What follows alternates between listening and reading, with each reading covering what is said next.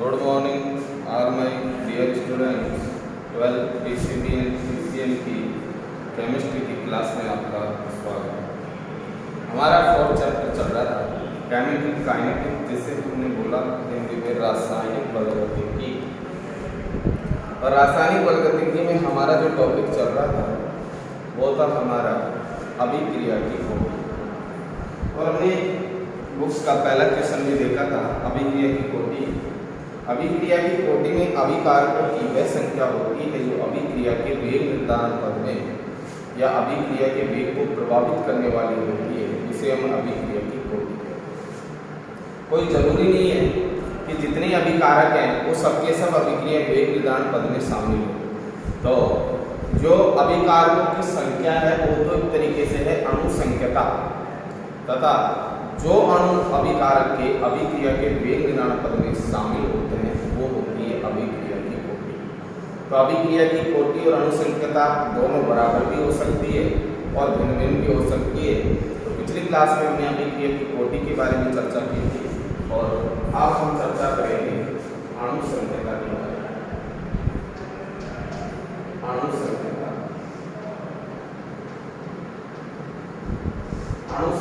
क्या है? तो किसी रासायनिक अभिक्रिया में अभिकारक अणुओं की संख्या को ही क्या कहते हैं? अणुसंख्यता। मतलब जितने अभिकारक के अणु भाग ले रहे हैं रासायनिक अभिक्रिया में वो ही उस अभिक्रिया की क्या कहलाएगी? अणुसंख्यता। तो हम इसकी परिभाषा लिखेंगे कि किसी रासायनिक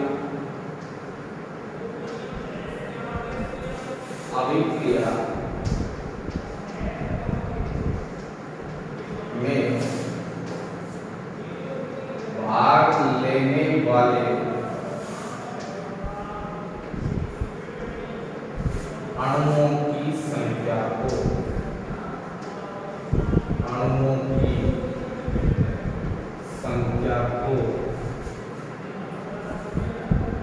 भाग लेने वाले अभिकारक अणुओं की संख्या से भाग लेने वाले अभिकारक अणुओं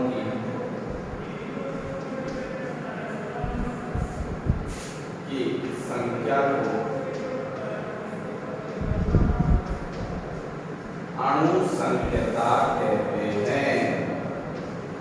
अणुसंख्यता कहते हैं। फॉर एग्जाम्पल जैसे हमने लिखा कि H2 प्लस I2 और उससे बनता है 2HI।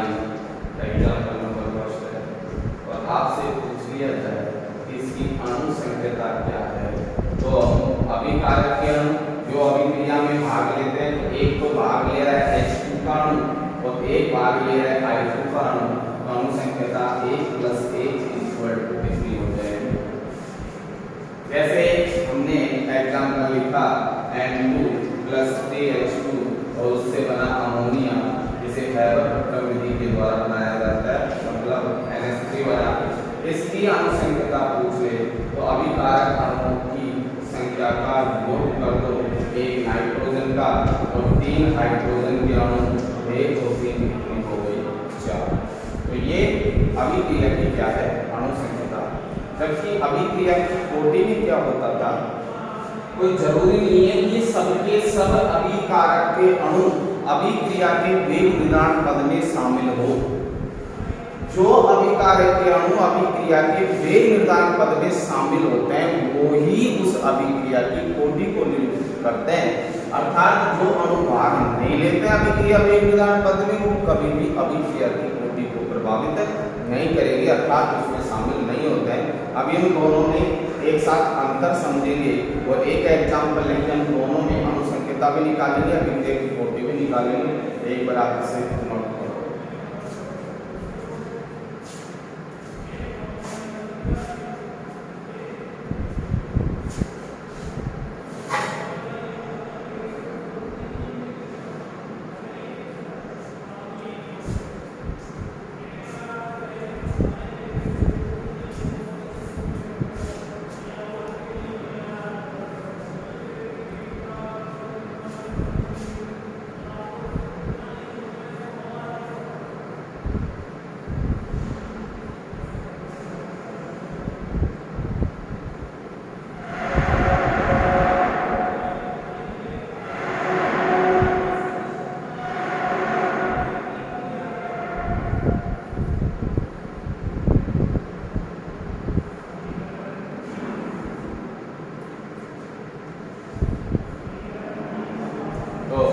एवं अणु संख्या और अभिक्रिया कोटि में डिफरेंस देखेंगे।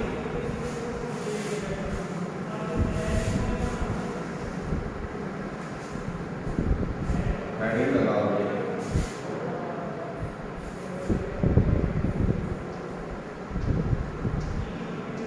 अभिक्रिया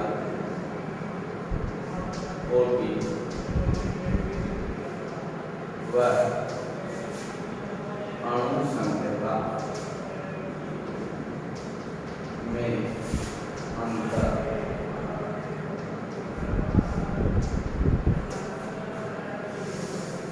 तो एक तरफ हमने लिखा अभिक्रिया कोटि, तो एक तरफ हमने लिख दिया अणु संख्या, और इसमें हम पढ़ेंगे अंतर। तो मैं एक बार आपको बोल के और समझाने का प्रयास कर रहा हूँ, उसके बाद हम नोट करेंगे कि अंतर। अभिक्रिया की कोटि में केवल वे ही अभिकारक के अणु भाग लेते हैं जो अभिक्रिया के वेग को प्रभावित करते। अर्थात अभिक्रिया की कोटि की परिभाषा हमने लिखी थी कि वे अभिकारक के अणु या वे अभिकारक अणुओं की संख्या जो अभिक्रिया वेग निर्धारण पद में क्या लेते हैं, भाग लेते हैं, शामिल होते हैं, उन्हें अणुओं की संख्या को हमने क्या कहा था, अभिक्रिया की कोटि। अणु संख्या क्या होता है, कोई जरूर नहीं है वो वेग निर्धारण पद में भाग ले तो अच्छा, नहीं ले तो अच्छा, जितने अणु हैं वो सारे के सारे अणुओं का योग ही क्या कहलाता है, अणु संख्या। नाम से पता लग रहा है अणु संख्या, अणुओं की संख्या। अब वो चाहे वेग निर्धारण पद में भाग ले या नहीं ले, हमको तो सबका टोटल करके बताना है, वही उस अभिक्रिया की क्या होगी, अणु संख्या। जबकि इसमें केवल वही अणु आते हैं जो अभिक्रिया वेग निर्धारण पद में क्या लेते हैं, भाग लेते हैं। दूसरा डिफरेंस क्या होगा कि अभिक्रिया की कोटि धनात्मक भी हो सकती है, ऋणात्मक भी हो सकती है, ऋणात्मक भी हो सकती है, पूर्णांक संख्या भी हो सकती है। लेकिन अणु संख्या हमेशा धनात्मक होगी, पूर्णांक संख्या होगी, लेकिन कभी भी ना तो ऋणात्मक होगी ना भिन्नात्मक होगी। दो चीज ध्यान रखनी है। अभिक्रिया की कोटि एक प्रायोगिक मान है, मतलब इसे हम देख के नहीं बता सकते कि इसकी अभिक्रिया की कोटि कितनी है। इसे प्रायोगिक मतलब प्रयोग करके रिएक्शन मैकेनिज्म की सहायता से अभिक्रिया की कोटि की हम गणना कर सकते हैं। लेकिन अणु संख्या में अभिक्रिया को हम देख के बता सकते हैं कि इसकी अणु संख्या कितनी है, मतलब ये एक प्रायोगिक घटना है, जबकि यह एक सैद्धांतिक घटना है। एक एक करके हम अंतर लेंगे।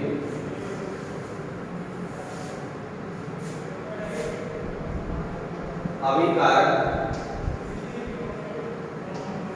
के वे अणु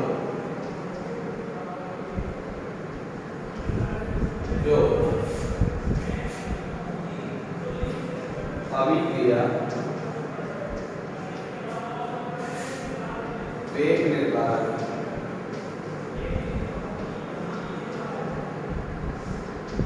पद में भाग लेते हैं,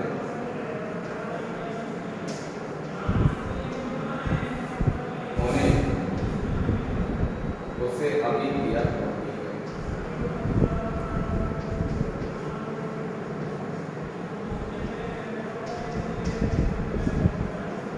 यहाँ तो अभिक्रिया कोटि में मस्ट है, नीड है, आवश्यक है, नेसेसिटी है कि अभिक्रिया वेग निर्धारण पद में क्या लेना चाहिए, भाग लेना चाहिए, तभी वो अभिक्रिया कोटि में शामिल हो। अब यहाँ कोई जरूरी नहीं है वेग निर्धारण पद में भाग ले। यदि अभिकारक रिएक्शन के अंदर जितने भी अभिकारक के अणु सबको जोड़ दिया जाए तो वही हमारी क्या होगी, अणु संख्या। तो इसकी परिभाषा हो जाएगी अभिकारक अणु की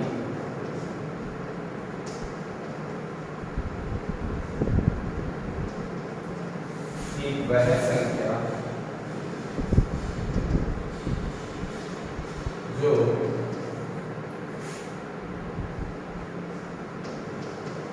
रासायनिक अभिक्रिया रिएक्शन में होगा, रासायनिक अभिक्रिया में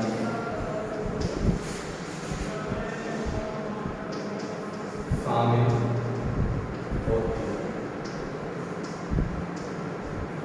अभिकारक अणुओं की वह संख्या जो रासायनिक अभिक्रिया में उपस्थित होती है, तो शामिल उपस्थित होती है।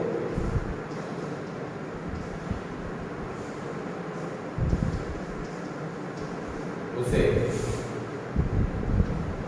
अणु संकेता है।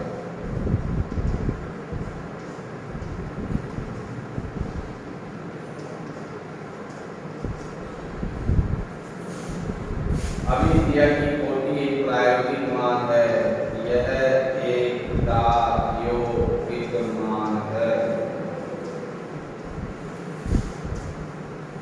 जबकि अणु संकेता एक कौन सा मान था? सैद्धांतिक। जबकि यह एक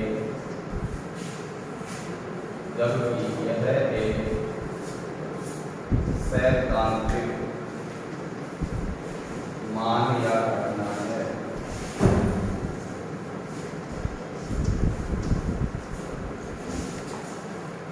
अभिक्रिया की कोटि होती है, यह धनात्मक होती, धनात्मक या ऋणात्मक हो सकती है। धनात्मक भी हो सकती है और ऋणात्मक भी हो सकती है, जबकि अणु संकेता कभी भी ऋणात्मक नहीं हो सकती।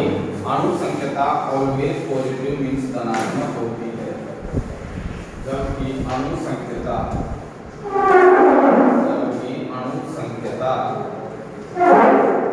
हमेशा धनात्मक होती है।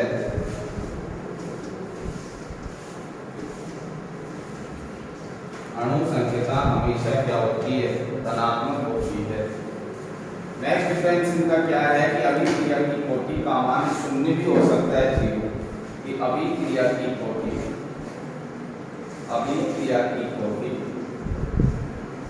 शून्य हो सकती है,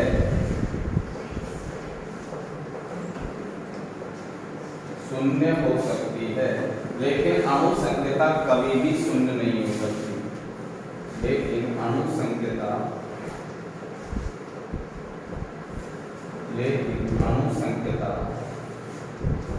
कभी भी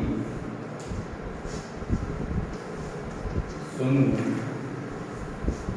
नहीं हो सकती।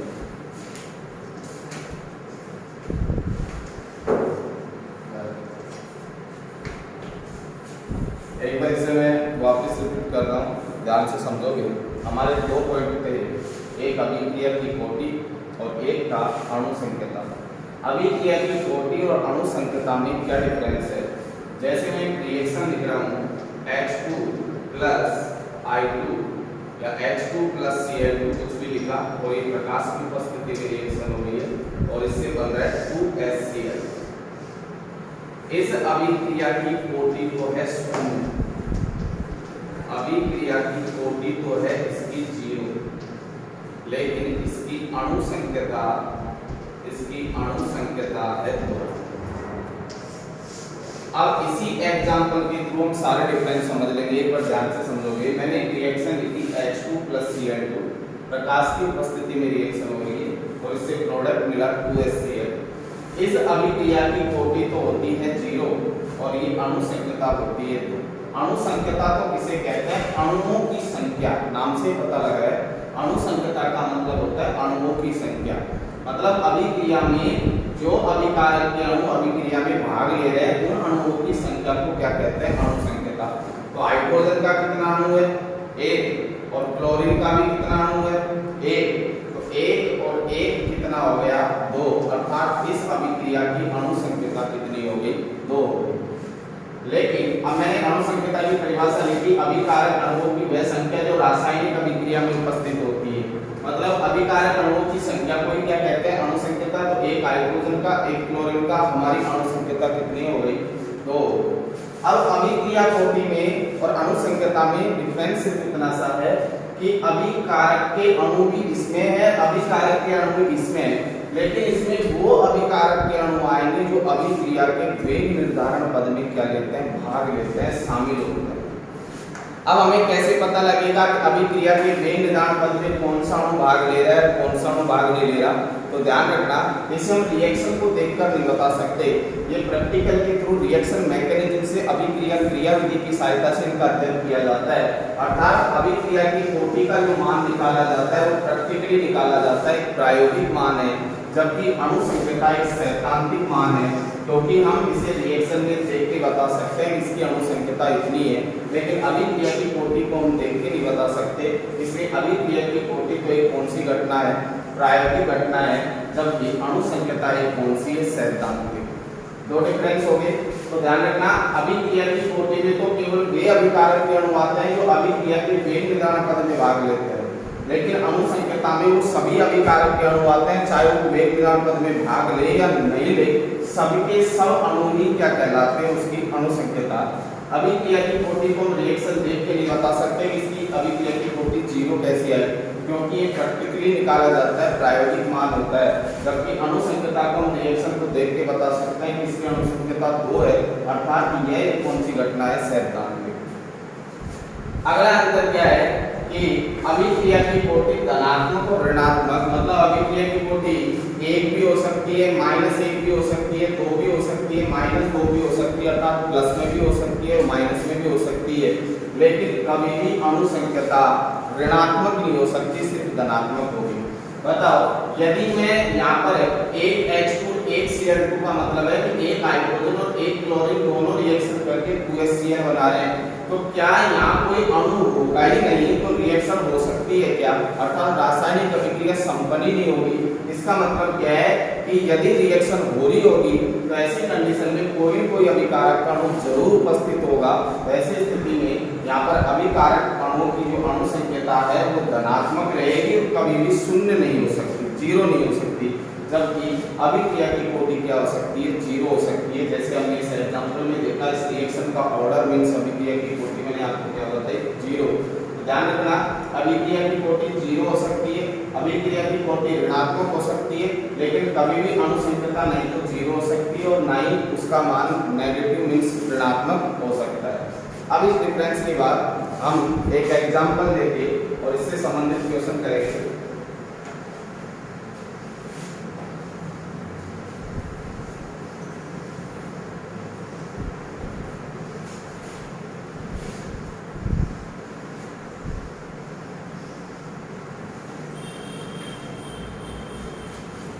इसके नीचे हम क्वेश्चन लिखेंगे।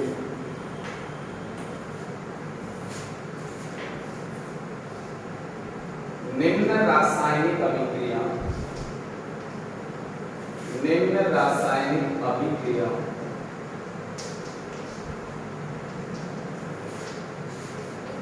की अणु संख्या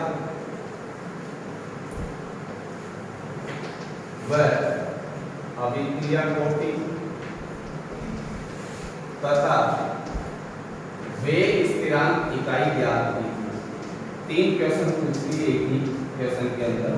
वेग स्थिरांक इकाई ज्ञात कीजिए। पहला क्वेश्चन आपको लिखा हुआ है 2a + 3b और c + d, यहाँ से कोई प्रोडक्ट हो रहा है 2c + 3d, और साथ में ही आपको अभिक्रिया वेग दिया हुआ है। अभिक्रिया वेग a/b²। Question number 2, N2 + 3H2 और इससे बना रखा है 2NH3, और यहाँ पर भी अभिक्रिया वेग दिया हुआ है कि N2 की पावर 0 और H2 की पावर N2 की पावर H और H2 की पावर 0। ये यहाँ पर अभिक्रिया वेग दिया हुआ है, और आपको दोनों क्वेश्चनों में 3 चीज बतानी है। एक तो आपको बतानी है उस अभिक्रिया की अणु संख्या, एक आपको बतानी है अभिक्रिया की कोटि, और एक आपको बताना है वेग स्थिरांक इकाई। तो हम किस प्रकार से अणुसंख्यता, अभिक्रिया की कोटि और वेग स्थिरांक इकाई देखेंगे। तो एक बार आप सॉल्व करने की कोशिश करोगे, फिर मैं आपको ये क्वेश्चन सॉल्व करूंगा।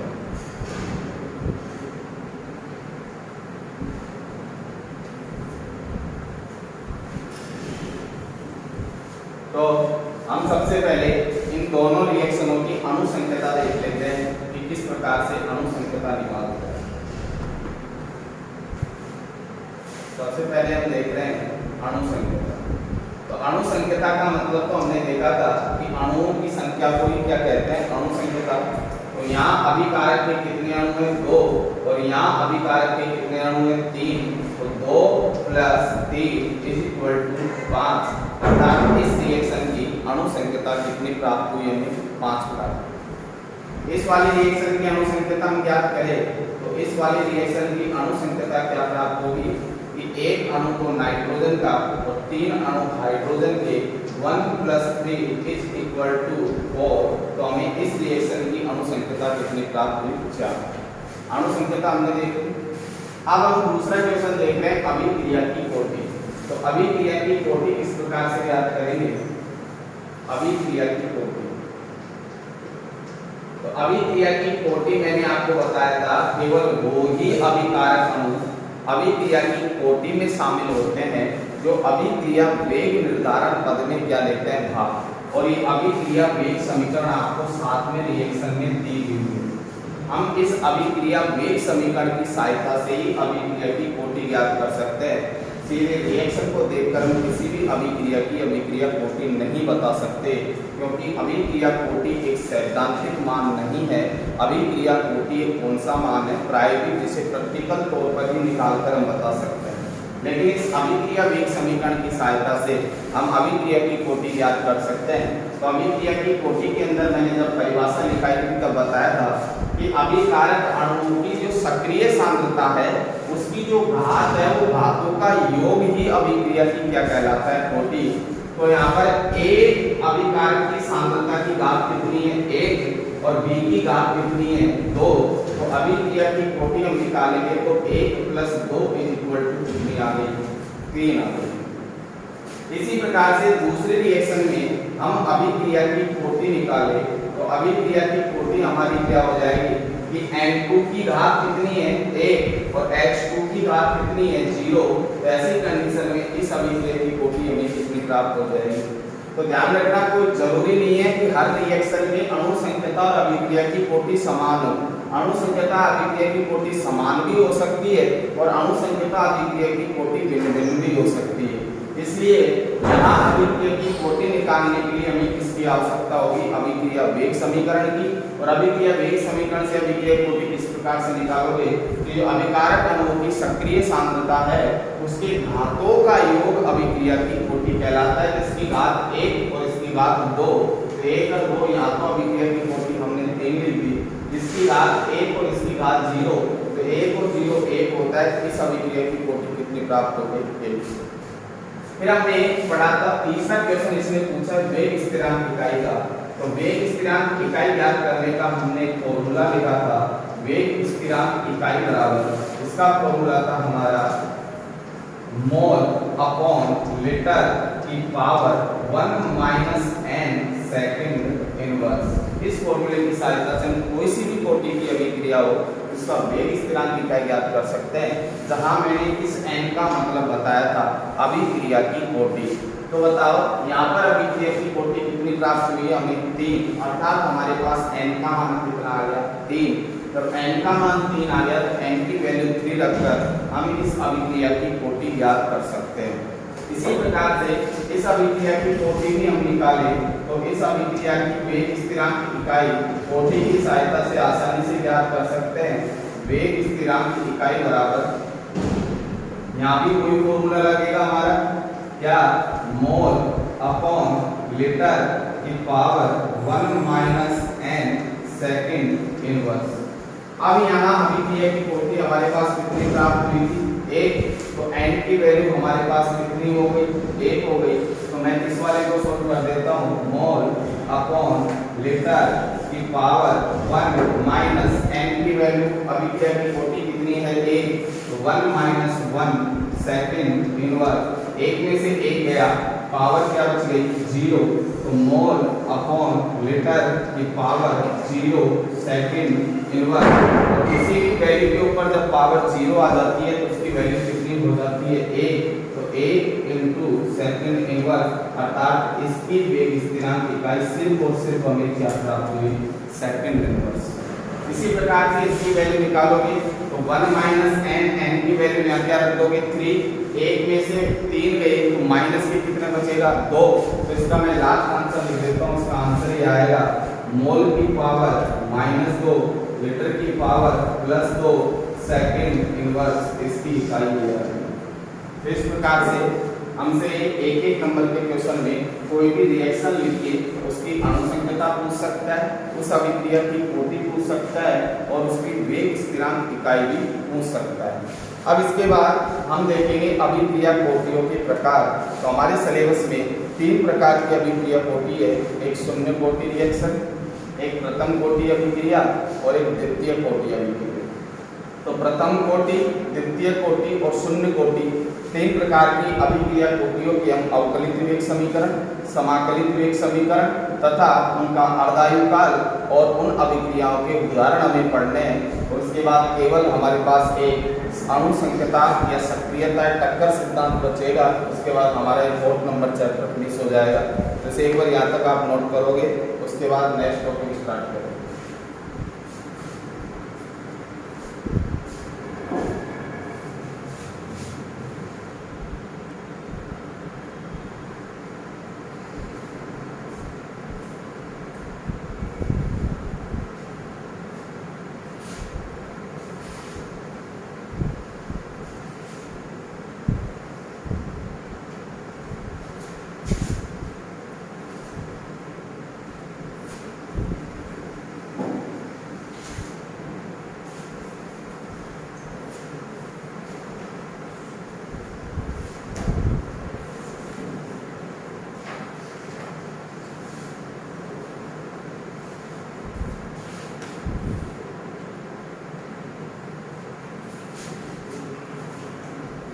तो हेडिंग होगी हमारी अभिक्रिया कोटि के प्रकार।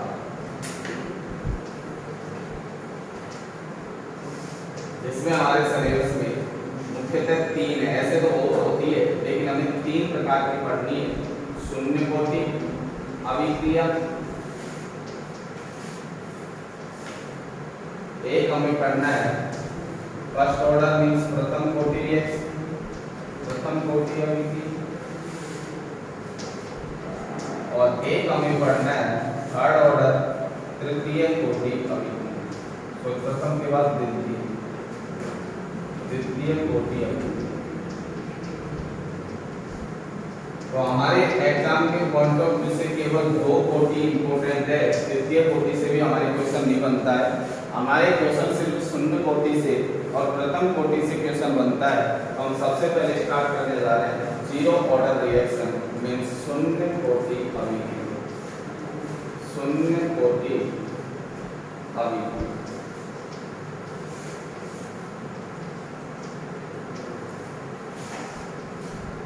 शून्य कोटि अभिक्रिया कौन सी होती है?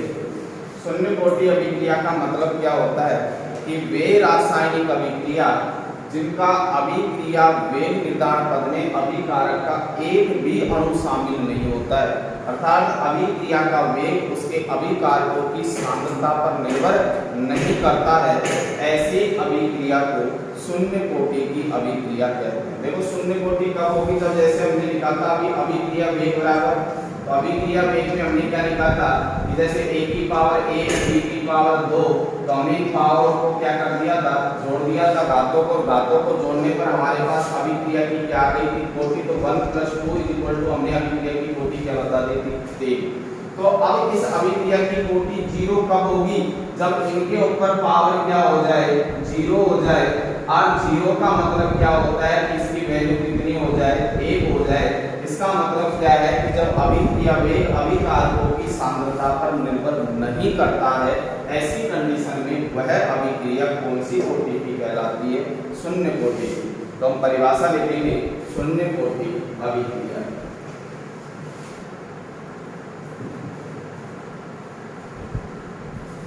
वह रासायनिक अभिक्रिया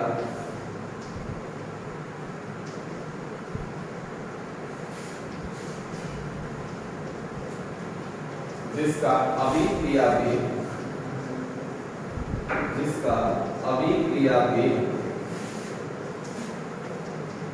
अभिकारकों की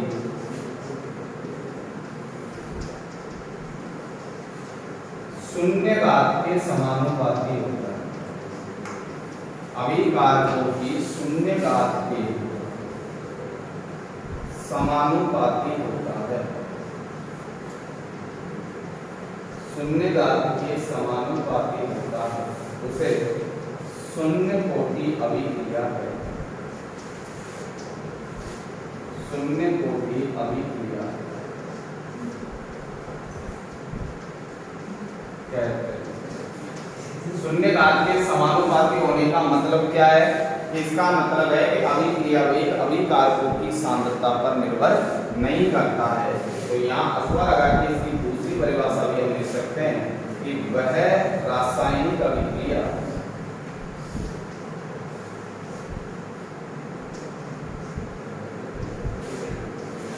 जिसका अभिक्रिया वेग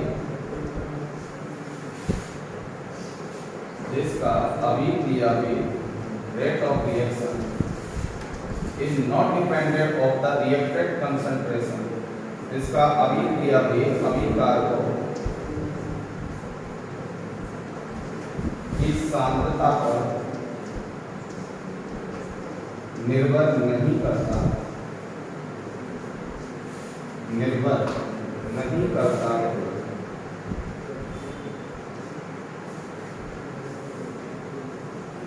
उसे शून्य कोटि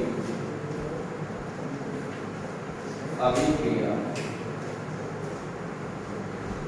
कहते हैं।